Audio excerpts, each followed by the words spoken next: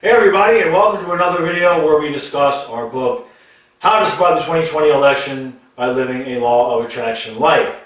Now, if you watched yesterday's video, you know how we do it here. We're going to give you an idea from the book and then kind of just trail off from there into a little bit more of an esoteric topic, depending on what my guides and spirit channel me to say. So, today I wanted to talk about basically the first chapter in the book. It's called Awareness.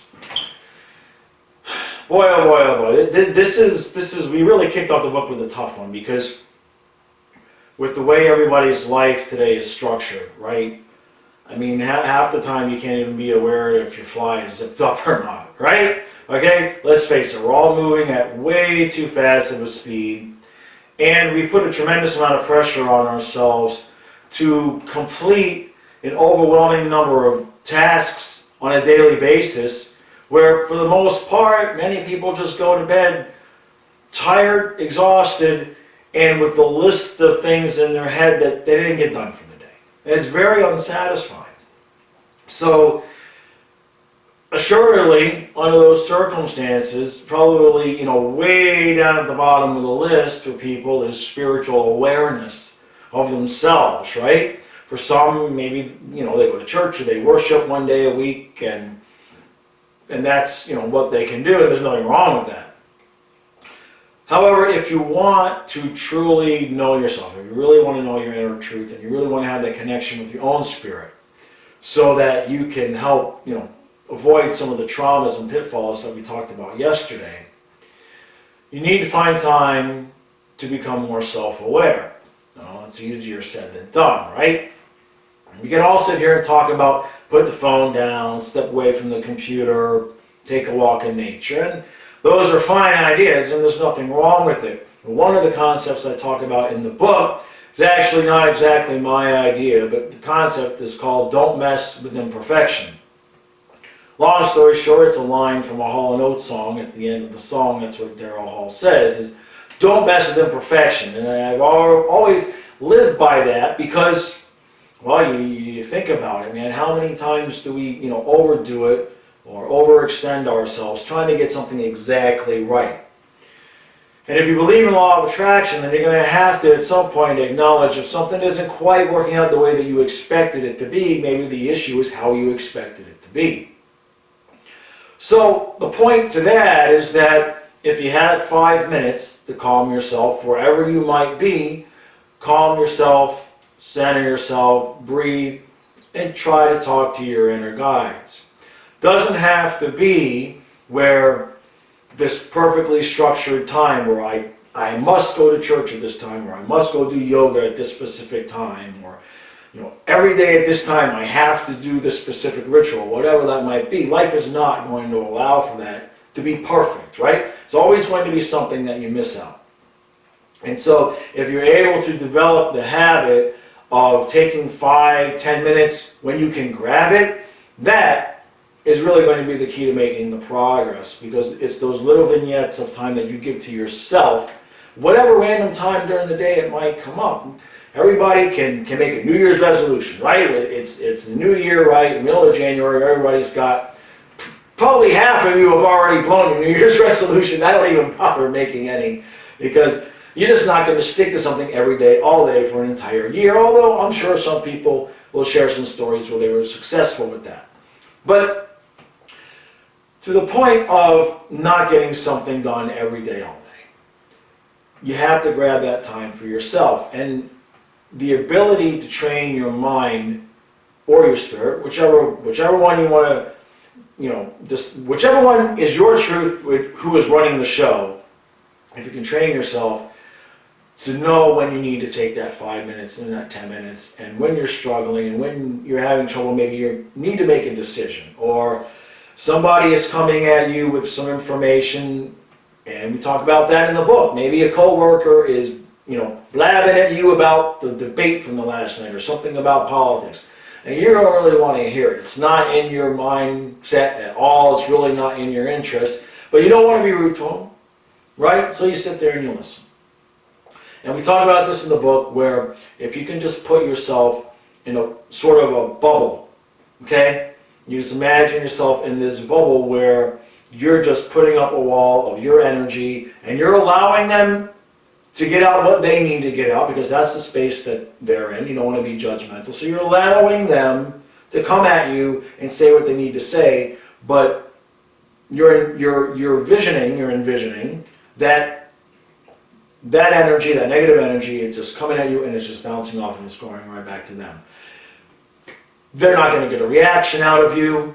They're certainly not going to get the reaction that they would like out of you, and more likely than not, after a minute or two, they're going to realize you're not interested and they're going to walk away. But at the same point, you haven't had to directly confront them and say, hey, look, I don't really want to talk about this right now. So when you're able to do that, maybe you're able to find yourself, an extra 5 or 10 minutes somewhere after that to go recenter yourself. Or maybe just the process of putting up that bubble centered you and allowed you to continue with your day, where you can be more aware of how you're feeling with certain interactions when things are happening. The key to awareness, or the key reason why we want to have awareness, is something we talked about yesterday, and that is that we all tell ourselves our story, right? This is Karen's big word, is narrative. We all tell ourselves a story about the reasons why things are happening to us, or we all say, I know this is going to happen, or some of us know that we're bad with technology, or we have bad luck, or we have good luck, whatever story we tell ourselves. That's because you're aware of what's genuinely going to happen. Now, some people might say, if you're saying, well, I know something bad is going to happen, there's probably some people who are going to say you're manifesting that. To some extent, that's possible. However, we've all seen people who they're putting out that positive energy, and certain things still come for them. And what that takes, when those things come for you, and you're really not expecting it, and you really feel like you haven't manifested it, and you've had the proper positive attitude, it's important at that point that you can look back maybe over that day, or that week, or that month, and have been aware of what you've been thinking, the words you've been using, how you've been feeling, how you've been treating others, have you been listening to spirit? Because it could be something very, very simple, okay? I had an episode yesterday that happened at the bank, where there was 2 customer service representatives, and I was sitting with one, and another one did something that I found pretty comical, considering the fact that she was actually a CSR for a bank. And I wanted to text Karen about this thing, but I realized that the story was kind of demeaning to the girl. It was kind of like, well, maybe I don't know her situation. In reality, she should have been able to complete this task as a CSR, but my initial thought was, let me just text Karen because this is just a funny story. But then I listened to Spirit. Spirit told me, no, man, just let it go. There's probably more to this story than you realize.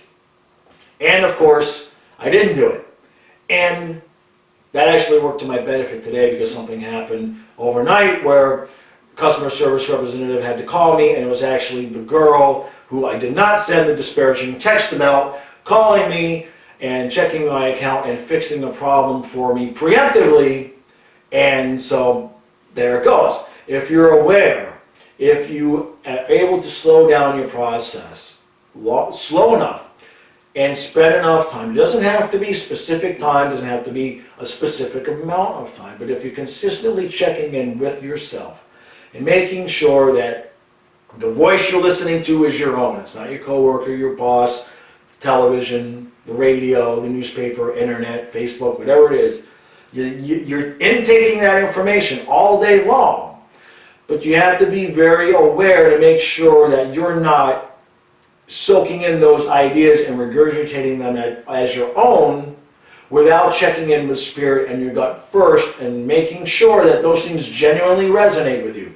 Because we're all so busy and we're all going a million miles an hour that we don't take the time to check in. If when we see that political post on Facebook and then we regurgitate the point to somebody else, most of us don't take the time to actually check in if that's really something that we feel and we believe, or if it's just funny and quirky and we like to disparage the other side, so I'm going to go ahead and continue and continue rolling the ball of disparagement on the other side and just keep sending this stuff out there rather than saying, whoa, let's be aware of what we're doing here. Do I really want to spread this negativity? Is this really something that I want on my timeline? Is this really something I want other people to think because I've posted it? Because that's the chain of events. Somebody else posts something, one of us reposts it without really checking in with our own inner truth. And then now we're reposting it, and people that value our opinion are now going to take that opinion on. And before you know it, everybody in your circle, everybody in your bubble on social media is all saying the same thing, and nobody can figure out who started the thought. And half of you really are like, yeah, if you have an honest discussion with somebody about it, then you get down to the part where like, I really don't believe that, but it was funny. But, if you don't believe it, you're going against your own gut, and you have to be aware of that, because those are the types of things that can come back around and change what's coming at you, because we all manifest our daily lives day to day. And so it's very, very important to just remain aware and find those 5, 10 minutes, 1 minute, 30 seconds, whatever you can do, whatever realigns you, whatever centers you, whatever gets you back into your own body and recognizing your own voice.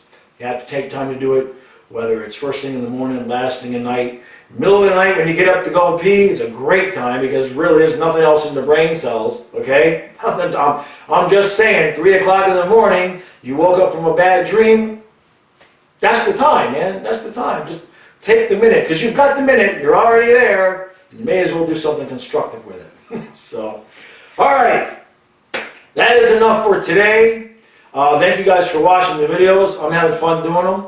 And as usual, the link to the website where you can reach out to Karen and I, it's called manifestingmedium.com. That may or may not change at some point in the future, but for now, that's the website. And you can also find the link below in the description to buy the book, How to Survive the 2020 Election by Living a Law of Attraction Life. It's for sale on Amazon and paperback and Kindle. We really appreciate all the support, and I will see you again tomorrow.